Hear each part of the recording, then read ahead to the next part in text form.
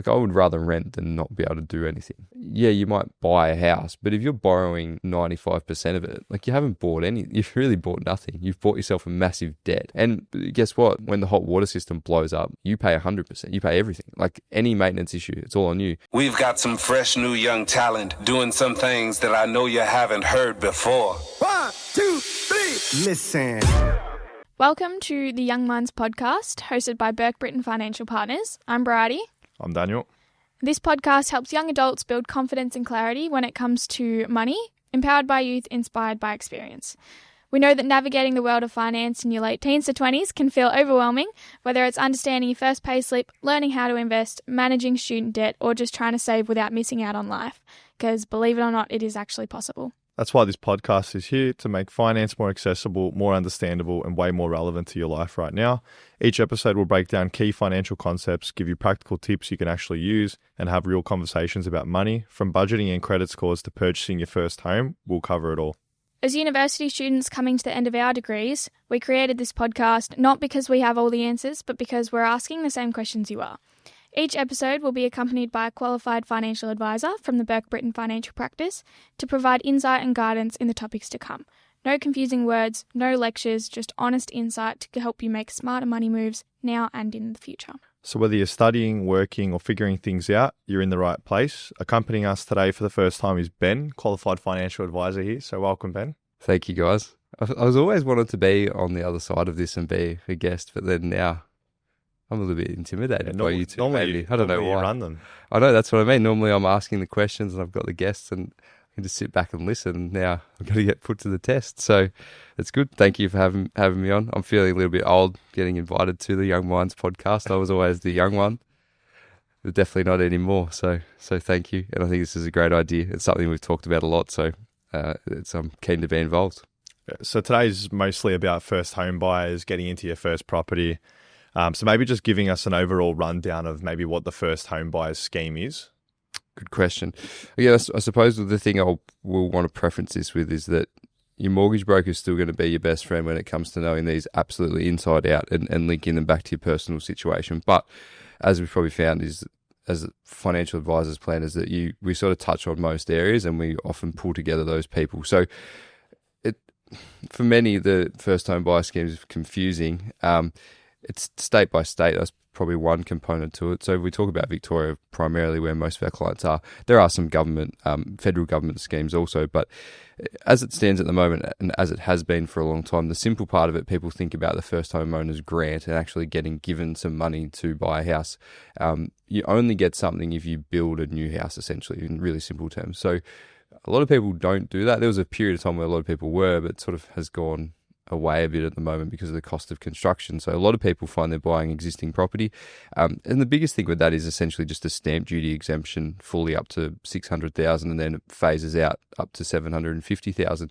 The probably disappointing part of that is that it's been that threshold for it's probably getting close to a decade. Like it's been a very long time that those figures haven't changed. So $600,000 doesn't get you a whole heap anymore. It can still get you something in the right location, but the concessions are somewhat modest, I would say. And there's probably a whole debate around whether that should be improved or not, because what we've seen in the past, even when those concessions came in, is that prices of property really skyrocketed off the back of it because you brought more people into the marketplace. So if you've got more buyers, and you still don't have a great supply of properties, prices go up. So again, you can see sort of government intervention is trying, but maybe failing to try and level this out. I think the key thing is take control of yourself. You can bitch and moan about any scheme and options, but ultimately, if you understand what you've got and what you can do, you'll be okay. So hopefully, we can sort of go down that thread more so today. Thank you for that. All right. Well, we'll start with sort of the first thing everyone's sort of wondering. How do you get into the scheme? How do you get a deposit? What is a deposit? Give us a bit of a rundown. So in terms of just deposits in general, so people always think about, okay, I've got to save up a crazy amount of money to be able to even think about looking at getting a property, which is true.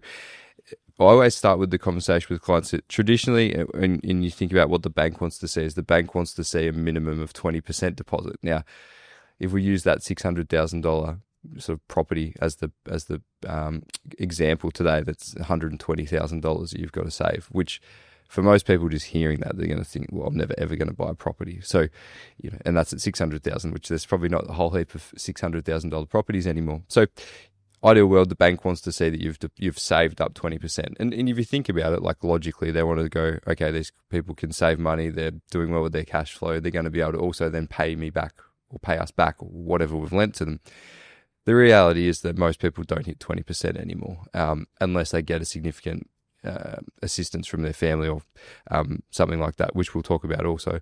So you've got to find a different way to meet that requirement. Now, banks will lend to you more than the 80% balance, but they also then come with conditions, which is where some of the newer, really, really recent government stuff comes into the fold around mortgage insurance and LMI and these things. So again, without going down that rabbit hole, if you have 20%, then there's no additional surcharge that goes with the loan for that. The bank's sort of comfortable with that. If you have less than 20%, that's where the LMI kicks in, which is essentially like a fat bill to compensate the bank for the risk of taking you on with a lower deposit. So most people have to sort of realign their goals around their deposit and say, okay, I'm going to aim for 10 or I'm going to aim for 15. Or it also comes back to, and a lot of the stuff we do with clients and looking at it more broadly is like, what's an actual fair and reasonable budget to spend? So go back a step altogether. I'll actually tell people to go out and actually go through houses and physically see them way before they're ready to buy, because they've got to see if they can actually see themselves living there. Like, could you actually live in that place? Sometimes that has two effects. They realize they could actually spend a bit less. Sometimes they realize, no, we probably actually would need to spend more, especially if they've got, pets or kids or whatever their situation is. So sometimes you've got to really get out there and have a look at it and then work your numbers through and work out, okay, that deposit's different for every single property as well. Mm-hmm. Mm-hmm. So again, deposits is saving, which you've talked about a bit already on other episodes, a bit around saving versus investing. The challenge for young people is that when you're trying to save up to build a home, you don't necessarily want to invest a whole heap of those funds because you're just trying to be really defensive, save it up as cash and have it ready and available. So you're trying to pick up sort of some interest on it and high interest savings or maybe term deposits, but you don't want to add a lot of risk into that unless your time frame is really long. So saving this is the grunt work, and this is the hardest part. And it's where a lot of people, I think, throw the towel in before they've even started, because they just look at it and think, oh, I'm never going to save $120,000, $150,000, which potentially they won't, or it will take a long time. But what else could you do to make it work? Mm-hmm. Yeah. So you mentioned the bank obviously wanting to check that you can service the loan. It's not just about always, I guess, having a deposit. It's about, can you service that loan? So how would someone go about borrowing the money from the bank or even just measuring their serviceability? Good question. Again, I feel like a little bit of a broker today, so hopefully I do them justice. But this is, again, where we tag in on those fronts. So if I think about the traditional experience, client comes in, tells me they want to buy a home. We do a bit of whiteboarding, some ideas, and we talk about their cash flow, work out roughly maybe they've got some deposit or they're working towards it. Then going to the broker, and all the banks have different ways they calculate that too. And I think it would be good, you guys would benefit if you had a broker come in and just do a session just around this, because it's quite a complicated section. They want to know what people are spending, what are they saving. Again, it's all filtering back. If you take a step back and go, okay, why do they want to know that? They want to know if they lend you $400,000, $500,000, $600,000.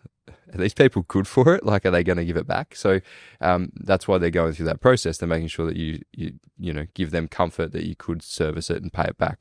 So serviceability, in simple terms, in my mind, is just how much they're going to allow you to borrow. So a big problem for people is sometimes getting their deposit together, but for other people, it's actually serviceability. So sometimes I've seen clients that have received a lump sum, an inheritance or windfall gain, whatever it was, but their work situation is not really steady. The bank doesn't like that. So they might be casual, or they're part-time, or they're variable of income due to commissions or other structures in their pay. The bank doesn't like that. The bank wants just every fortnight, every month, the same amount rolling in. So sometimes we see people have great deposits and poor serviceability. So it's not always deposit based. Sometimes serviceability can be an issue. And in recent years, it's become a lot more of an issue for single people, because the way that the system and the calculation, is formulated, that single people find it harder with rising rates, or had rates at a higher level than they were, to actually service and to be then ticked off by the bank to borrow money. So again, the brokers, that's their work. They go out. The variance between different banks is quite surprising. Like it can be tens of thousands of dollars of difference in serviceability. So that's where the broker goes to work and works out who will lend you the money, because you want a broad range of lenders, because that creates competition in terms of interest rates and you getting better terms as well. You don't want to be like, oh, we've only got one, because if there's only one who's lending to you, those terms are probably not going to be the best terms. So we briefly touched on earlier about seeking assistance from family, getting some help with the financial side of servicing a loan. And there's also something called a guarantor. Touch on that for us. What is it? Good question. There's two key differences. So family assistance, generally speaking, is a gift or a secondary loan from a family member or friend. So that's saying, okay, I've saved 10%. My mum and dad or whatever are going to give me 10%. Now I've got my 20% deposit and I'll go to the bank and borrow the other 80. So literally they've just given you the shortfall of deposit. The other way they can do it is they can be a guarantor, and they can essentially promise that you will pay that money back by using one of their own assets as security. So it's not just a nice letter, like it's not a reference letter. It's actually going, oh, I've got a house, mum and dad have got a property that's got no debt or limited debt, and they will sign the security of that asset over as the guarantee for the shortfall in your loan. It does vary a fair bit, and it has changed a lot in recent years. It used to be they guarantored the whole loan. Most of the time now, they just guarantor the shortfall. So if you bought a house for $600,000 and you had 10%, the guarantor would be on the other 10% to get you to the 20%, and then your security on the other 80% would be against your property, which gives the guarantoring party a lot more comfort as well, because they're not guarantoring $540,000 loan, they're just guarantoring 60 potentially. The whole idea of that is it's trying to get people ahead where they maybe need that extra boost, or they have people who want to help them either with guarantor or funds. One of the focuses then is to try and get rid of that guarantor. So getting rid of it means you pay the loan down to a point where you didn't need a guarantor anymore, or it grows in value to the point where you now own 20% of the property, potentially, again, with a few variances. That's the simple option. So that's where guarantor is different. So if you have a guarantor, you still got to borrow the money. And this is where the government scheme worries me a bit, because what they're doing is sort of like a guarantor and reducing and getting rid of the LMI component. But if you borrow, people are going to borrow 95% of the property value. So people who were struggling to save already only have a 5% deposit are now borrowing 95%, so they pretty much owe nearly the whole value of that property. So now they've got a really large loan. If you've got a big loan like that, it can be challenging to move between banks and to get a good rate, and they're probably going to struggle to save because they've got a big loan. So I really worry about that. I think there'll be circumstances where it fits people's needs, but I worry when people have a really high portion of debt. That property value doesn't need to decrease by very much, and they actually owe more than the property is worth.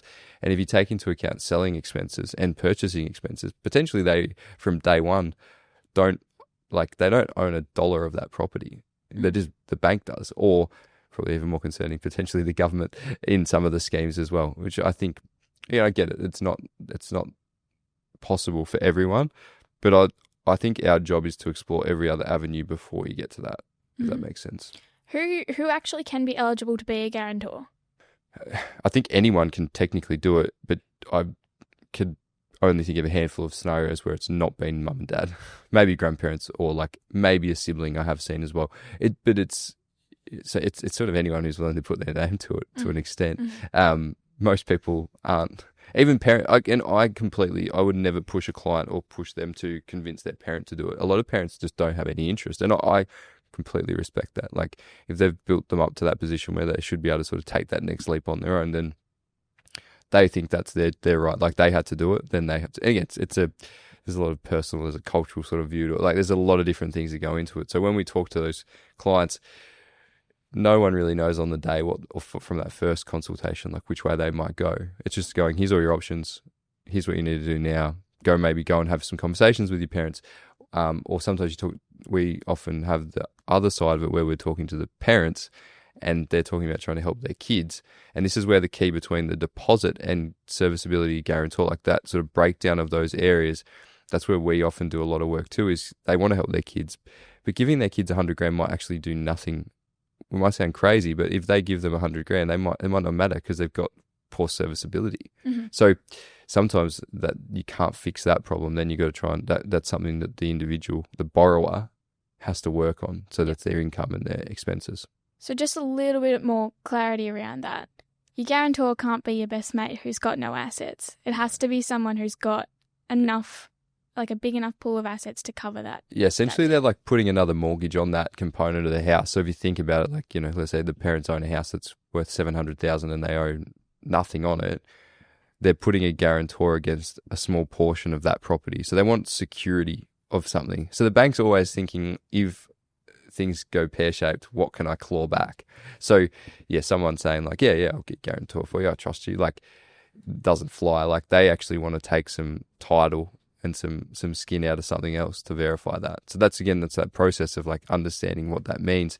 And a lot of parents might want to be guarantors, but a lot of times now we see where like people having mortgages later into life, so they don't necessarily have a property that has no debt, or they don't necessarily have a property that has the equity available in it. Sometimes they might only owe another 100,000 on their property, so they do have equity and availability to do it.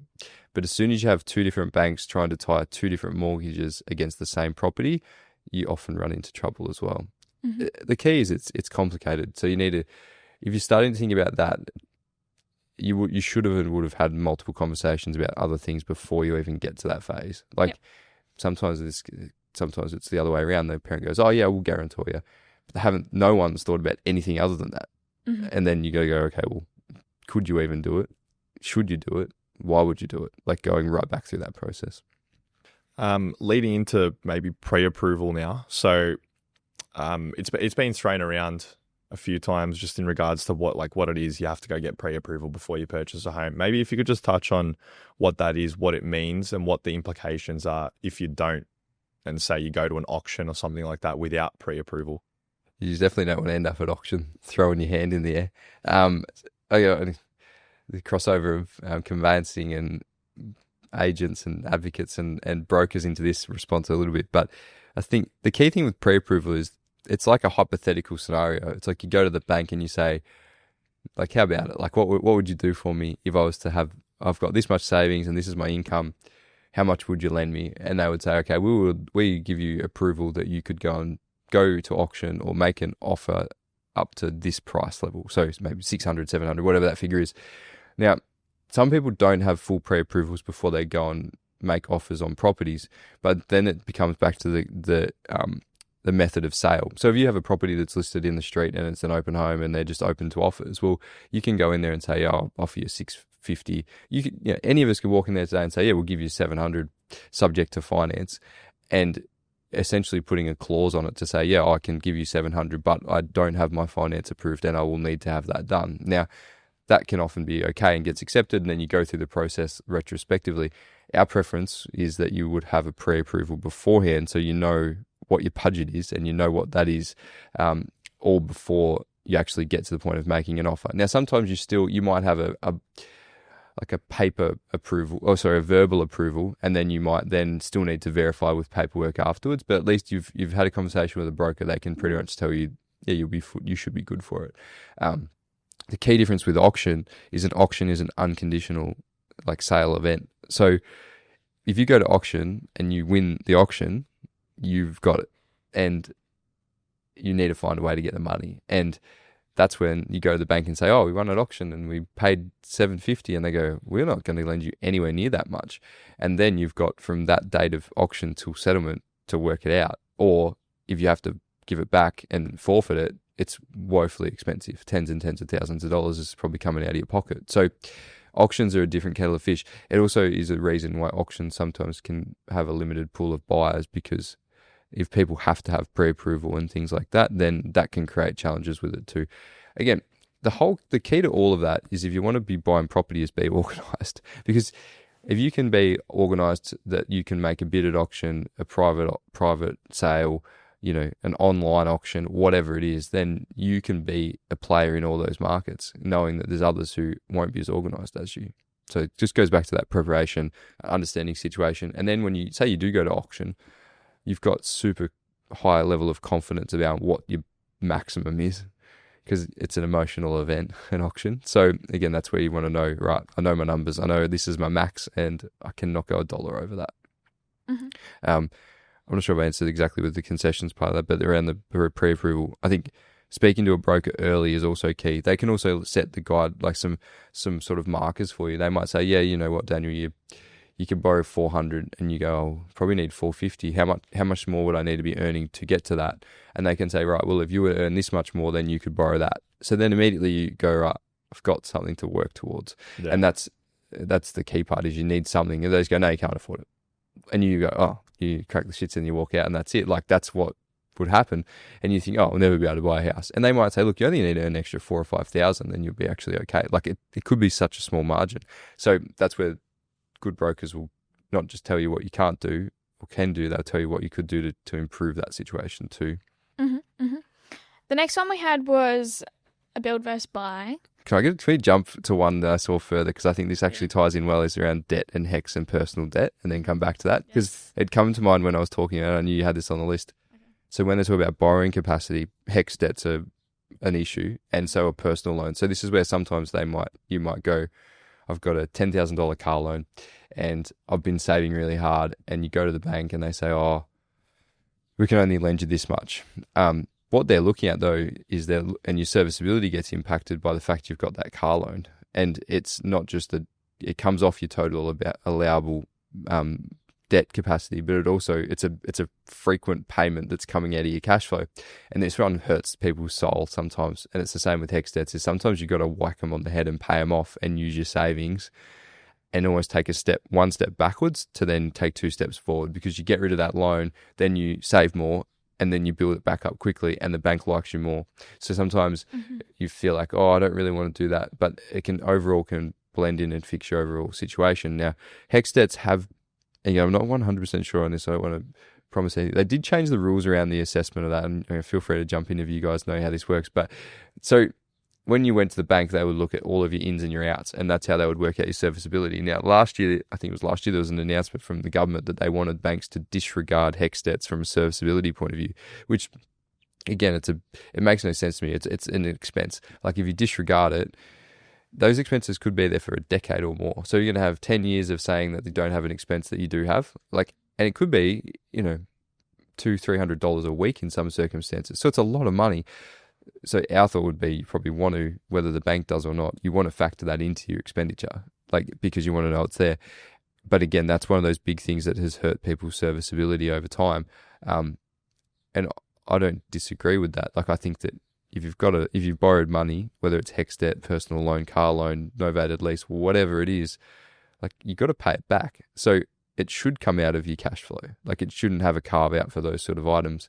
Or we're going to end up with people who end up in like mortgage prison, where they get stuck and they can't do anything. And I often say to young clients, yeah, you could buy a home, but do you want to never leave it for the next 25 years? Because if you could maybe just scrape it in, but you will literally not have another dollar left over. Like, you can say goodbye to any holidays, any buying new clothes, going out for dinner. Like, you can say goodbye to everything else. So you have to weigh that up in that conversation too. Sorry to take you off track. No, that's okay. No, it was a good branch out from there. So the next one we had on the list was the build versus buy. What are the pros and cons of both, and what concessions and grants are there for one or the other? So I think I touched on at the start there a little bit. So, these get updated a lot, or have got updated a bit, and there's so much in government at the moment around them. So definitely check these out. But as it stands, when I looked again last night just to make sure, you'd get, if you were going to build a new home as a first home buyer, you'd get $10,000 to go towards it, which can be useful, but obviously it's not life changing in terms of $10,000 when you're talking about probably spending $650, maybe more to build something. Maybe there is less out there. I think it's definitely a personal preference for individuals. I think the risk people run with building is that they don't always factor in all the extra expenses that go with it. So you might end up with a house on a block, but there's no landscaping, or there's no concrete on the driveway or footpaths and things like that. And that stuff can add up like a lot. And there's also the risk of other things that are outside contract coming into it, or variations and things that you make changes to along the way. So there's sort of like, in some ways, there's a bit of an unknown around it, which can be dangerous. There's also the fact that you probably got to continue to rent where you are while servicing a loan while that property gets built, which, building properties is relatively quick these days, but you don't know. I've had clients in recent years where the builder's gone broke and they've ended up having to drag out over an extra 18 months. So it's not to say don't build. It's just like you have to be really eyes wide open to those things. And you got to make sure you trust the process around the build and the structure of the loan and everything that's included in it. So it's really important to get good legal advice and broker advice around those things to make sure you're understanding your loan structure. So the benefit in my eyes of buying existing is you walk in there, like you see it, you go through it, you can have it checked from a building inspector's point of view. Location is often, it can be superior because in many ways we started building at sort of the core of townships and we work our way out. So often existing means it's maybe in a slightly better location than something in a new area. Now, there's new developments that are in good pockets too, so that's not exclusive. But I think the fact that you can walk into it and it's yours, and you can start paying it off pretty quickly, like, is undervalued sometimes. And people will say, oh, it's older, it's, maybe it's going to have maintenance risks. Like, you can assess those things pretty well. And as it stands at the moment, if you do sort of a comparison side by side, if you're going to go buy a block of land and put a house on it, it would be very hard to find one that costs less than buying an existing property, because the cost of construction at the moment is extremely high. Like, it's actually not right. Like, it should be, whatever that is these days. Like, if you went and you spent $500,000 on a block and build, like, if you went to that effort of producing that asset in a way, like, you should be compensated by it being worth 550, 600 pretty quickly after that point. But at the moment, it definitely is not. Like, it's probably just worth what you've put into it. Whereas you could probably go and buy, I don't know, I had a client in Highton buy a house a while ago. The block value was probably 700,000 and the build of it was probably equal to that, and they paid $1 million. So it just doesn't stack up sometimes. So again, it's a bit of a rabbit hole, and there's different reasons for going to different properties too. So I know one of your points around taxation and sort of that stuff is more so investment property focused, but that's where new off the plan and stuff can sometimes have benefits as well. But that's probably a whole podcast in itself. Maybe leading into, I guess, offset, equity and redraw, something that gets thrown around a lot. A lot. Maybe just explain like what they are, how do they work, how do you access them? Good question. So they're probably like three of those terms that people have all heard of, but most people actually have no idea what they are. Or a lot of people maybe understand like an offset or redraw. I'll talk about those two first. So an offset account is like a bank account that sits beside your home loan. So I always draw it up on the board as a really simple view. Let's say you have a loan for $300,000 and you have an offset account that's got $300,000 sitting in it. You will not pay any interest. It's offsetting any of the owing money, so you don't have an interest charge. But it is a separate bank account that's linked to the loan. It's not in the loan, and that's redraw. So if you had a $300,000 loan with $300,000 of redraw, you're not paying any interest, and you could pull the money back out. Now, people will say, well, what's the difference? There's slight differences, and it depends on circumstances, and it often depends on your future planning as much as anything around what you might do with that property down the track. Will it become investment? Do you plan to stay there long term? There's lots of factors that go into it. The key thing is when you set your loans up. So again, I know I've said broker a million times today. Like, the broker sets that up. The broker goes through a questionnaire. Sometimes that needs to be then loops back in with us because we maybe have a bit more insight around what they might be doing next with it. Offset accounts make a world of sense to me. Like, you can have, especially with banks now, you can often have like up to 10 offset accounts. So people like to use that sort of bucketing approach to cash flow and savings. Well, they can have their like long-term savings. They might have their car maintenance account, their dog account, their holiday account, their everyday spending, and their splurge accounts, but they're all offset accounts. So every dollar you've got in them is offsetting your loan. And people might say, oh, what about if I put it in a high interest savings account?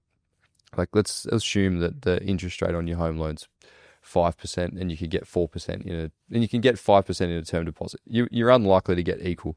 So they go, I can make 5% on this, or I can save 5%. Like, if you generate 5% income, you then declare it on your tax return.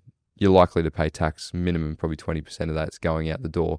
So you've just given up 1% of that return. So you only made 4%. If it sits in your offset account, there's no tax. You just save the full interest rate off your home loan. So it's very unlikely that if you're going to put it into an interest-bearing account that you're going to do better unless you've got a bit of a quirky situation. So again, get advice on that stuff. But I see a lot of people where they have savings in their accounts that aren't in their offset account where they probably should be. And I get why they're doing it, because it's just a lack of education. And sometimes loan structuring at the outset is also not set up correctly. And then equity is the other one, which is a bit more confusing. So equity is the part of the house you own. Like in simple terms, equity is the bit you actually own. Now, when you go into it, if you put down a 20% deposit, you've got 20% equity. What the ideal world is that over time is that grows, and that's where you create equity through the growth of the property. Now, let's say that it grows by another $100,000. That's a growth in your equity in the property. Then people will then access that equity for other purposes. Now, that's where it gets risky. That's where you've got to be careful, because people access that equity to do renovations, holidays, new car, caravan, and they just end up extending their loan out longer and longer and longer. If we're going to use equity, like, you want to have a strong purpose and probably looking at investment. But equity, in simple terms, is the portion of the property that you don't own, the bank doesn't own. It's your portion. So if the bank owes, you've got a $600,000 property with a $300,000 loan, and $300,000 is yours, there's $300,000 of yours is equity, and there's $300,000 that the bank owns. So yeah, that's the really simple way to look at equity. So that's sort of a standalone thing. But then offset and redraw is essentially your savings mechanism. So you're saving your extra money into offset, or you're saving your extra money by putting it into redraw and putting it off the loan as essentially sort of prepaid payments. They both give you the same net result, and they both give you the outcome of you wanting to reduce the interest on your loan. So I think it depends a lot. It's really hard to even summarize which ones. There's no one that's better than the other. Offset accounts are probably more flexible, would be the only thing. But you want to have access to both. Like some very simple home loan options, this will be my only word of advice on this, is that sometimes people will get a really sharp interest rate, but it will be no redraw, no offset. So, and even with like fixed loans, you can't often have an offset or a redraw facility. So you might get a fixed interest rate, but you can't pay it off any quicker. So you get stuck with it for that period of time. So sometimes it's about looking past that headline interest rate number to go, okay, maybe the rate's 0.1 different, but I know I've got $50,000 that I'm going to be able to save and put off that loan, or I've got something else that's going on. So again, you just got to get advice, as boring as that is. Anything else we haven't touched on, guys? I know this what you had mentioned around tax consequences, which it's probably maybe the more so around investment, I think I mentioned too. So, but maybe a good myth busting thing is like land taxes on investment properties. So not on your primary residence. So a lot of people, land tax is super topical. You're only going to have that as an issue if it's your investment property. So if you either buy another property or you moved out of that first one and into another one, then that one would become the investment property. So land tax is a significant expense, especially as you start to have multiple properties. But you don't have to worry about that on the one that you live in, which is good. I think the other thing that I would always just also actually with that on capital gains tax is most, again, not exclusively, this is definitely accounting areas, so you can speak to Friday around that and her dad. But that's around investment. So again, if you buy a property, you live in it for 10 years and you sell it and you never moved out of it, like most of the time you're probably not going to have a tax issue. Now I say most of the time because accountants can do some weird stuff, or people do some weird stuff sometimes that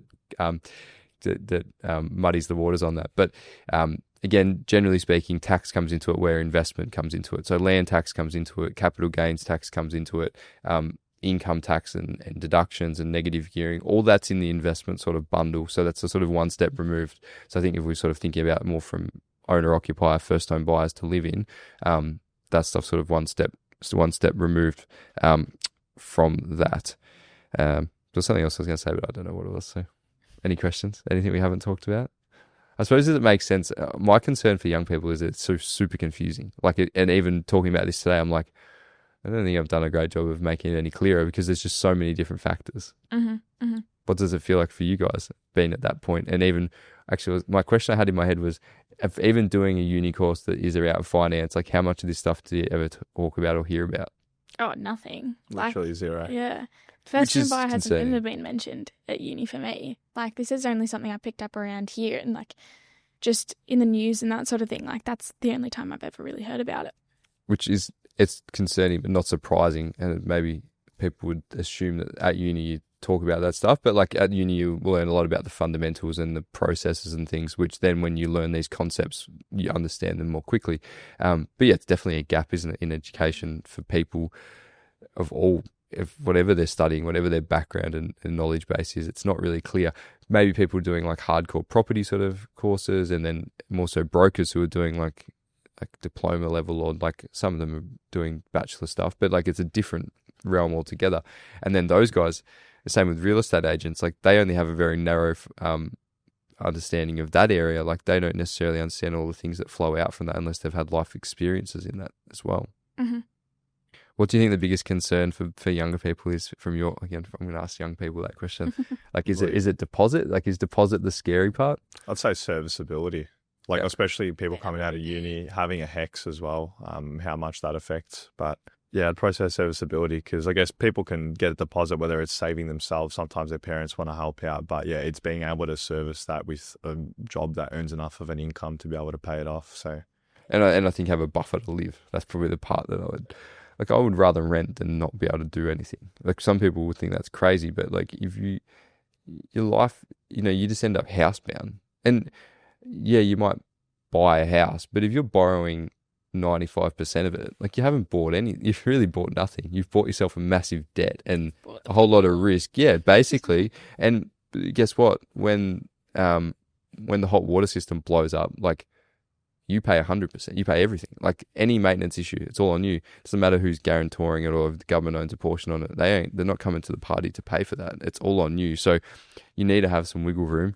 Yeah, it's good being able to, paint them or, do some house, renovations and improve them, which is a really good way to add value to properties. But all those things cost lots of money as well. So I don't want to be too pessimistic, because I see lots of clients that do super well, like really young clients who are getting into properties, but they've been disciplined and they've had a goal and they've able to step through that. So I got one client who I think he's 22 now, maybe. Anyway, I saw him. He's the son of one of my clients, and I saw him when he was like 17, and he just like got some saving stuff happening, and he was super disciplined, and he worked all the way through uni, saved, and then got pretty much into his first job, and pretty much straight away, like he had expectations of buying just something small, so he's probably spending a little bit less than what others would, but knows that it'll fit his needs for at least probably 5 years, and he's got the job, he's got the serviceability, like he's good to go. Like he was ready to go, but he was very disciplined and he had his head screwed on around it from an early point. And thankfully his mum introed me to him very young, so I could start to like push him in the right direction. But yeah, a lot of people, that penny drop moment happens later too. Mm-hmm. Is there anything you can think of that we haven't covered? I think you could hypothesize around lots of scenarios. And if we see lots of good and bad scenarios, and you guys will be starting to see that now, is that it is possible. It is a lot harder for people doing it on their own. That's a real challenge at the moment, and I'm not really sure what fixes that or alleviates it, but it's a fact, and there's a lot more people who do want to buy houses and do those things alone now too. So again, I know not to pump our own tires up, but just talk to someone, like get advice, whether it's coming to us to then send you to a broker, it's coming to us to then go and, I don't know, talk to a real estate agent, talk to a buyer's advocate, talk to someone. Like start to gather information, because I think the people where they don't ask questions, they don't find anything out, they just get stuck in that circle and they just don't do anything. And then a year goes by, and then 5 years goes, and then 10 years goes, and then it gets harder. Like as you get older, they often end up starting a family, and then they're trying to buy a house, and then they're taking on a mortgage, say a decade later than they maybe could have, because they thought they couldn't. So just get advice. Boring. Speak to someone. Yes. Do your research. Exactly. Do your research first. Like even things like ChatGPT and stuff, they can be good, they can be dangerous, but read as much as you possibly can, because I find that people who've tried to do that part first before they come in, then you can see they're like, it joins the dots when we start to actually whiteboard it or talk about things. Someone who comes in and has never thought about anything, like you're starting from like a few steps behind, and then you've got to build it up. So yeah. Thank you for asking me to come on. And thanks for joining us. Appreciate hopefully it. I can be back on again soon. Absolutely. We hope you enjoyed today's episode. If you're keen to understand more about how financial advice could benefit you, follow us on Instagram, Facebook, and Twitter at Bourke Britton FP, or Google Bourke Britton Financial Partners. Check out our client reviews, testimonials, and make a time to meet one of our certified financial planners by clicking Book Now on our website. Thanks for listening. Any information contained in this podcast is of a general nature only. No account was taken as to the objectives, financial situation, or needs of any particular person. Therefore, before making any decision, listeners should consider the appropriateness of any information with regard to their particular objective, financial situation, needs, and seek independent advice from a licensed professional specific to their circumstances. All right, hit it. That translates to, don't be a moron and act on what some random person says on a podcast. Take personal responsibility, do your homework, ask questions, and speak to an actual human that knows what they're talking about before you do anything. PB Financial Solutions Proprietary Limited, trading as Bourke Britton Financial Partners, are authorised representatives of AMP Financial Planning Limited, AFS, licence number 232706.